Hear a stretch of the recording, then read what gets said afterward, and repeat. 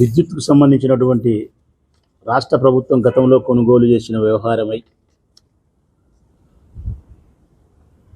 ఆదానికి సంబంధించినటువంటి విషయంలో ఆంధ్రజ్యోతి పత్రిక కానీ, ఈనాడు పత్రిక కానీ, తెలుగుదేశం పార్టీ వారు కానీ, ముఖ్యంగా పత్రికలతో సమానంగా, పచ్చపత్రికలతో సమానంగా షర్మిలమ్మ ఒకటే విధంగా పనిగట్టుకొని మాట్లాడుకున్నట్టు ఒకే రకమైనటువంటి విమర్శ చేస్తూ ఉన్నారు జగన్మోహన్ రెడ్డి గారి పైన. ఇది ఎట్లుందంటే గన వారు చేసే విమర్శ ఈనాడు, ఆంధ్రజ్యోతి, షర్మిలమ్మ, చంద్రబాబు నాయుడు అనుకో,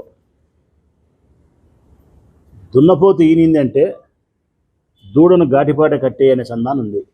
ఖచ్చితంగా ఈ సామెత దీనికి వర్తిస్తుంది ప్రజలారా.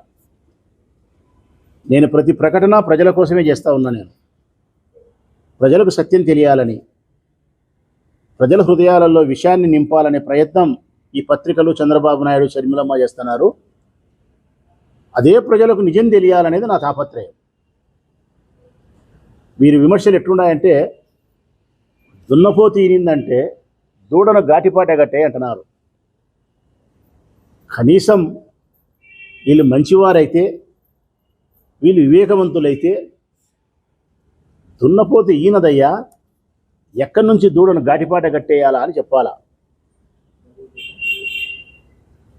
అట్లా చెప్పకుండా ఘాటిపాట కట్టే దూడని అంటున్నారు. ఎక్కడో అమెరికాలో ఆదాని విషయము ఒక స్టేట్మెంట్ బయటికి వస్తే ఆదానిపై కేసు నమోదనో, ఆదాని వ్యవహారంపై ఒక పోలీస్ కేసు అని అమెరికాలో ప్రకటన గడ్డకు వస్తే, ఇక జగన్మోహన్ రెడ్డి 1750 కోట్లు లంచం తీసుకున్నాడు ఆదానితో.